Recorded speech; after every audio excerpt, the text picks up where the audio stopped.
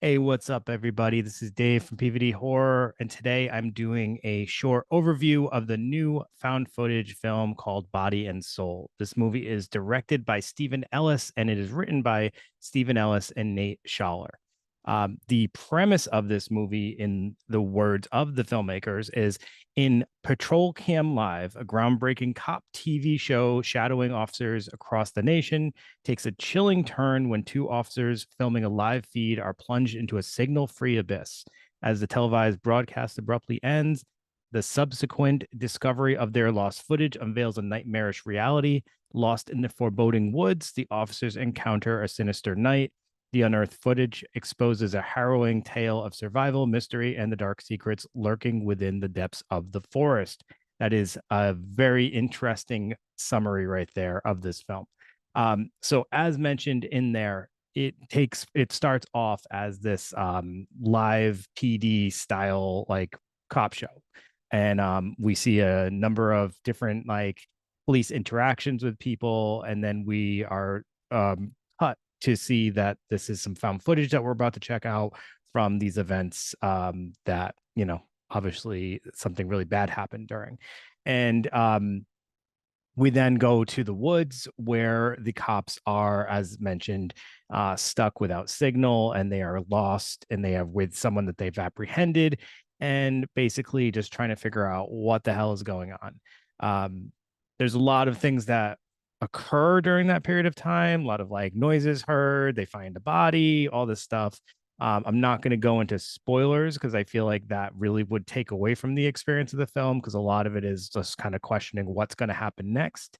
But this is a really interesting film. And what it did remind me pretty significantly of is something like Blair Witch. And mainly because, yes, we're in the woods for a long period of time, but also because clearly something is going on in these woods and these people are in some pretty significant danger. So it's basically like live PD meets Blair Witch meets some other stuff that if I told you that it would be a total spoiler, so I won't. Um, but yeah, so this is low budget indie filmmaking at its finest, right? So like, it's taking a great premise and trying the best to make it look nice and shiny. And for the most part, I think they succeed. I think that the live PD or Patrol Cam Live part of the movie, I actually was like, wow, this looks like this is the real show, basically.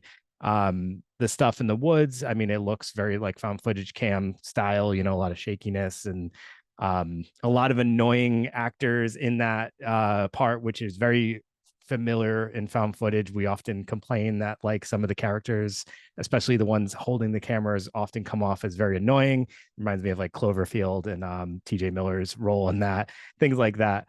So I think it's, does its job in the found footage genre as being very much into those tropes, but I do love that it takes some pretty interesting twists as the film goes on, and I think that's where this movie really stands out. There's a whole twist period towards the end where things really kind of go to hell, and that part right there I was like, oh, this is exactly what I want to see.